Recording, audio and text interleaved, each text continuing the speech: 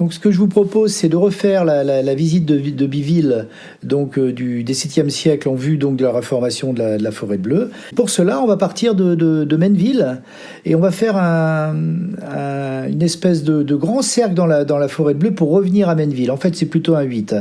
Et donc, on va numéroter toutes les parcelles visitées, de 1 jusqu'à 14. Et donc, on va commencer cette visite par Menneville. Donc dans cette visite de Biville, j'ai ajouté donc les toponymes. C'est-à-dire en fait, j'ai pris la carte de Géoportail, qui est la carte de l'IGN. Donc les lieux-dits sur cette carte sont en gras et en italique, bien souvent. Ils épousent les tracés de temps en temps des courbes de niveau. Ça, ce sont les toponymes que l'on a aujourd'hui, qui nous ont été, qui sont rédigés par l'IGN.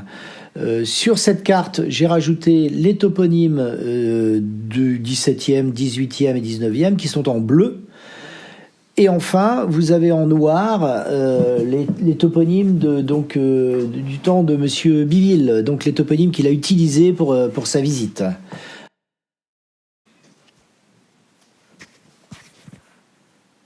La première pièce visitée, c'est la pièce du Fayel.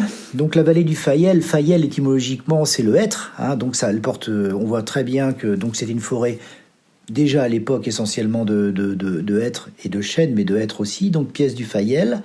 Et à la droite de cette pièce du Fayel, on voit bien le panège en rapport au pannage. Donc c'était une pièce qui était donc pâturée par les porcs, bien sûr. Donc on le retrouve ça dans la toponymie de l'époque. Ensuite, on va arriver sur la pièce numéro 2, qui est le bois des Bulletons. Alors en fait, il faut y lire Bulletin, le hameau des Bulletins, avec des toponymes qui sont assez étonnants, comme la fosse au loup, comme le Rougeval, le bois crépin. Alors concernant le toponyme Caïto, donc qui a laissé son nom, là on voit Terre des Caïtos au nord de la carte, qui a laissé son nom donc au nom du hameau, le hameau des Caïtos, c'est lié tout simplement à la géologie, c'est-à-dire beaucoup de cailloux, donc les cailloux, les caillouets, les caïtos. Lieu-dit intéressant entre les caïtos et les moules, dans une dépression, donc une petite vallée, donc qui était appelée donc le toponyme la fosse au loup, qui traduit bien les soucis de l'époque. Ensuite, on part plus au nord, on repart vers la commune d'Amécourt. Donc au passage la remise des margottes, au passage aussi la mare sauvage. Vous allez voir que dans cette visite, on retrouve des mares un petit peu partout sur le territoire. Faut savoir que on était à l'époque de la traction à cheval et qu'il fallait pouvoir abreuver les chevaux de trait dans toutes les zones qui sont cultivées, c'est-à-dire sur les zones de plateau. Donc on va les retrouver, ces différentes mares qui bien souvent n'existent plus aujourd'hui. Alors là, on voit sur Amécourt mare sauvage, sans sauvage. C'était une zone cultivée, bien sûr.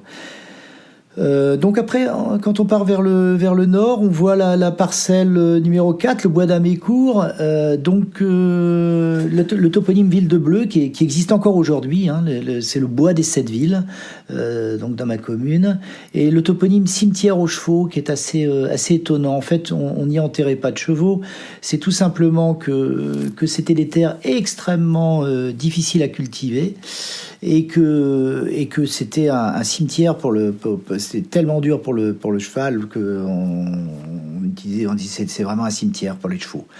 Voilà, donc ces terres, elles sont caillouteuses, elles sont dures, elles sont froides, difficiles à cultiver. Alors elles sont qualifiées de cimetière aux chevaux comme ci, mais aussi et on le voit au sud de la carte, au-dessus des bulletins, d'enfer. Voilà, la tête d'enfer. On le retrouvera aussi sur Saint-Denis, l'enfer. C'était l'enfer pour les chevaux, tout simplement. Petite anecdote aussi, au milieu de la carte, on voit le chemin des Chasses-Marées. Oui, ce chemin, donc, apportait le poisson, permettait d'acheminer le poisson depuis Dieppe jusqu'à Paris. Voilà, donc ce que l'on peut voir encore, c'est la mare du Rouge-Torel, encore une mare en milieu de plateau. Il y en avait de nombreuses, aujourd'hui elle n'existe plus.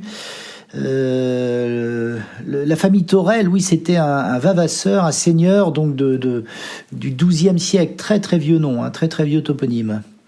Au-dessus du bois de la gare, on peut noter le fief du cuisinier, donc fief d'Amécourt, dont les revenus étaient affectés aux cuisines de l'abbaye de Saint-Germain.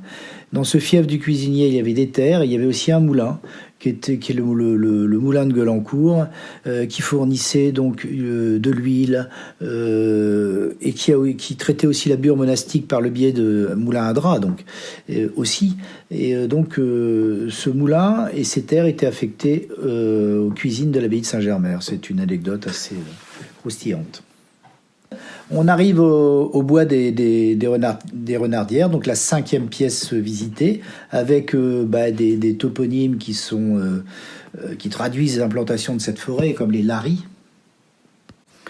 Oui, dans la continuation de la visite de Biville, nous arrivons donc sur la 5e pièce visitée, qui est la pièce le bois des Renardières, au centre de la carte. Donc avec des toponymes qui traduisent bien l'implantation de cette forêt, donc Lari, Petit Lari, Grand Lari, mais aussi la Farirou, qui est en fait une déformation de Folirou.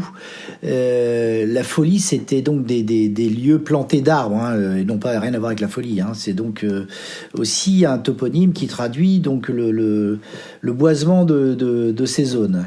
En continuité, on arrive au bois des Couardes, qui est au sud de la carte. C'est la 6e pièce visitée.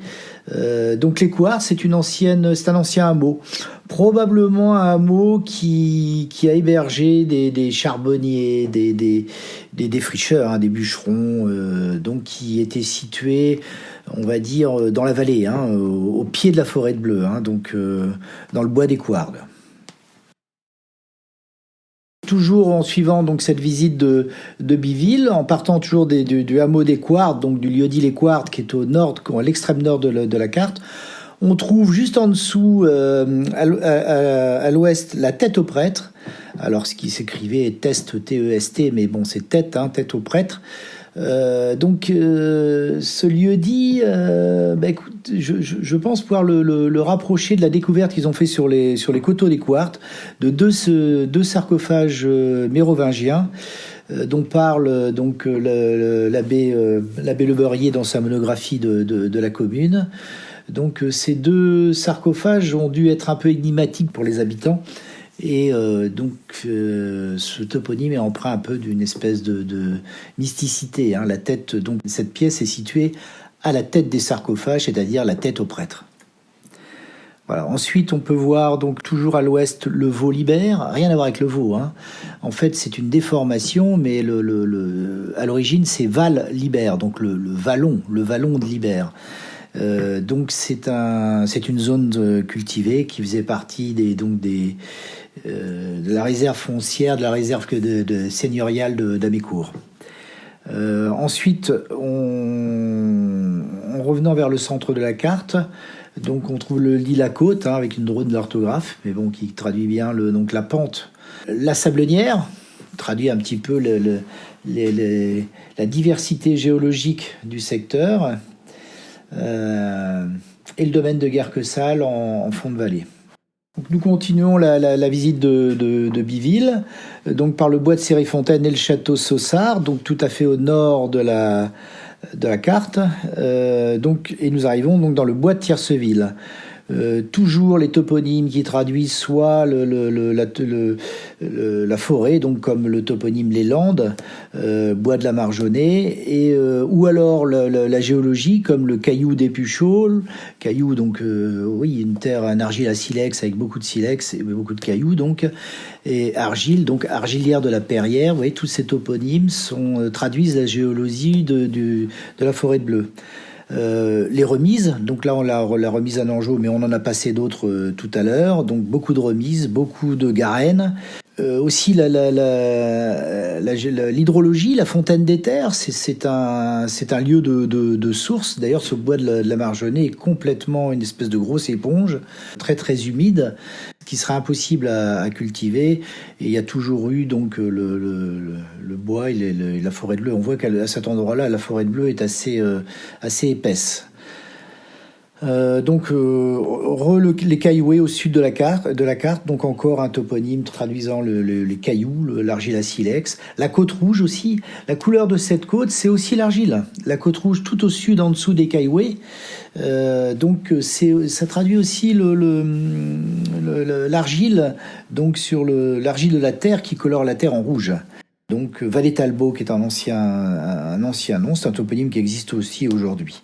Et donc là, on est sur la 8e parcelle, qui est le bois de Tierceville, et on passe à la 9e, qui est le bois de la Lévrière.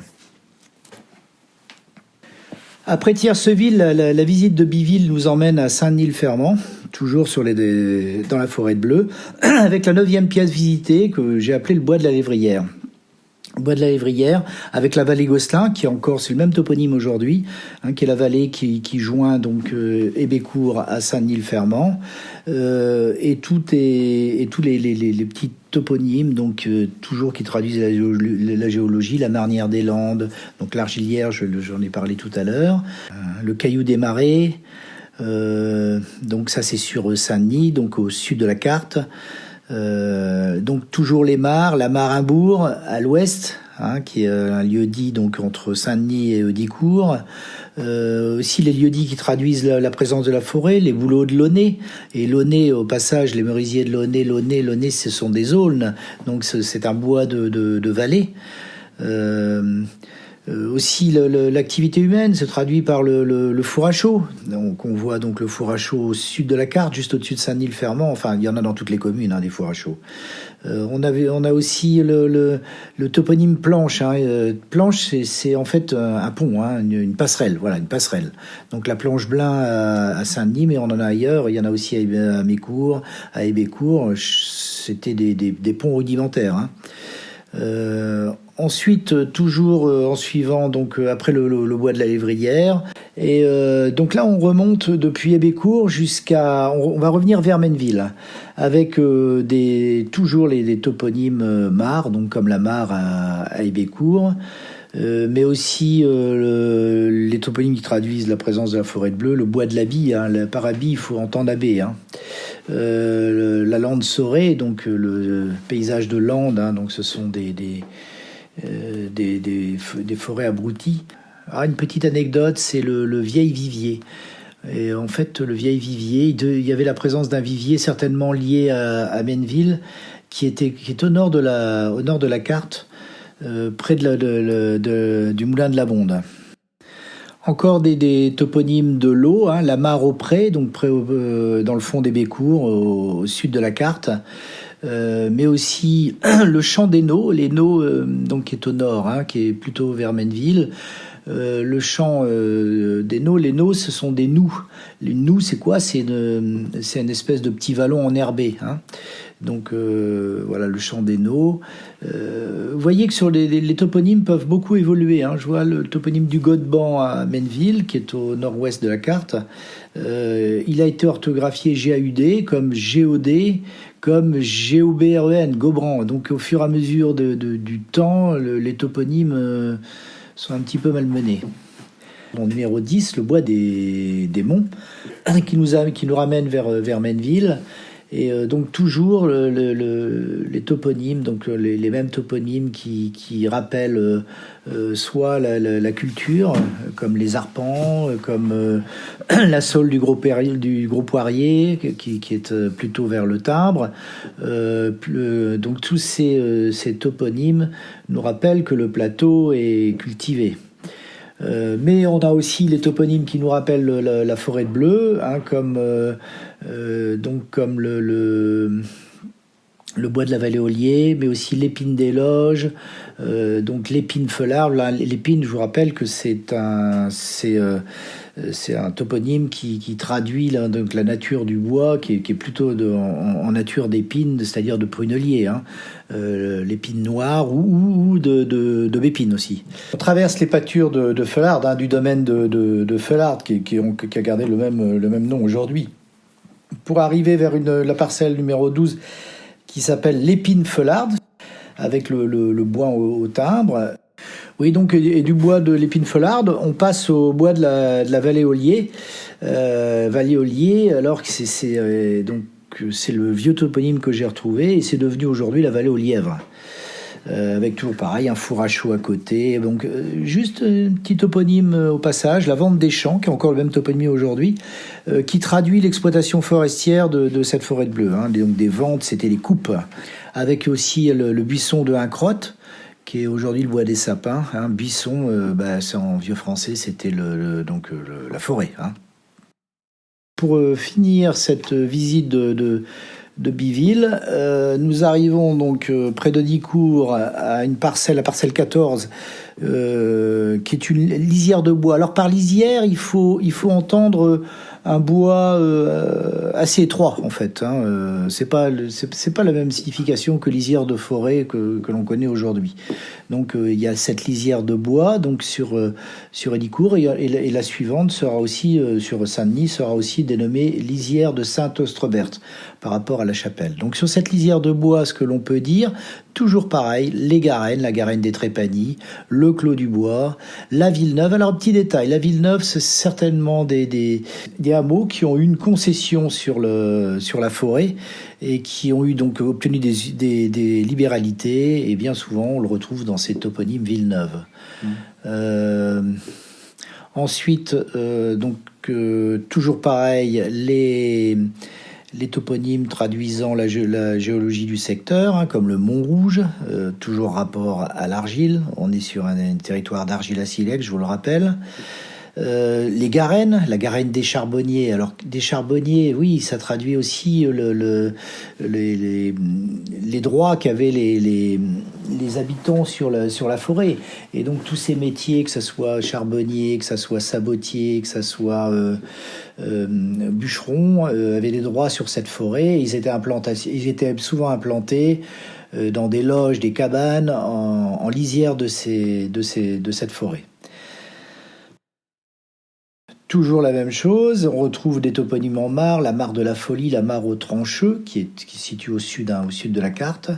On est toujours sur la parcelle numéro 15, la lisière de Saint-Ostrobert, qui de Hédicourt joint Saint-Denis pour après rejoindre Hébécourt.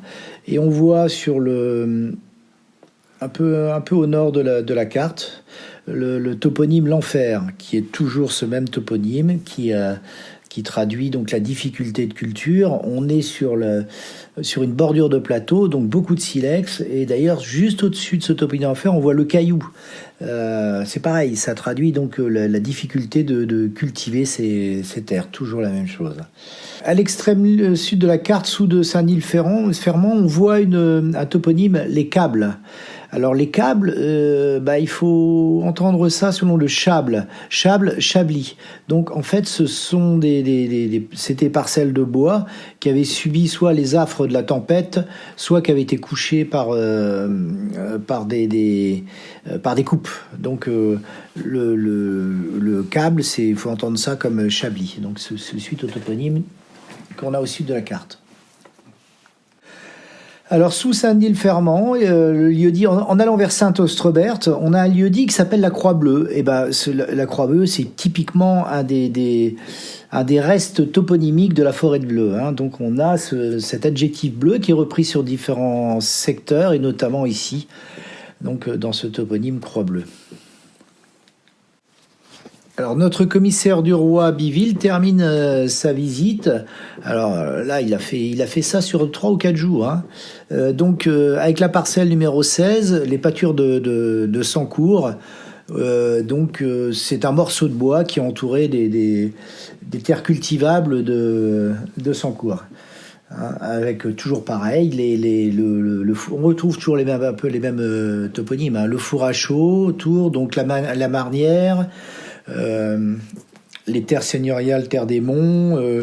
Alors, on voit aussi le Caillou, toujours les mêmes toponymes. Hein. Donc, deux petits détails. Il existait un moulin à vent qui a laissé son nom sur un toponyme donc entre Sancourt et Heudicourt. Et juste une petite chose on voit un toponyme tout à fait au nord-ouest de la carte qui s'appelle le Bus. Le bus, on va le retrouver, ce mot bus, on va le retrouver partout. Ça n'a rien à voir avec une butte ou avec un. En fait, en vieux français, c'est le bois. Le bois. Donc, on le retrouvera notamment sur le bus renard, qui est devenu après le boss renard et le bosque renard, tout à fait au sud de la carte. Mais aussi, on le retrouvera sur Amécourt. Tout à l'heure, on l'avait le bus gras. En fait, c'est les bois gras parce que ce sont des bois argileux. Hein. Voilà, toujours pareil, pour traduire l'argile, vous avez le toponyme Tuileries qu'on a retrouvé plusieurs fois sur la carte et qu'on retrouve ici à l'extrême nord de Sancourt.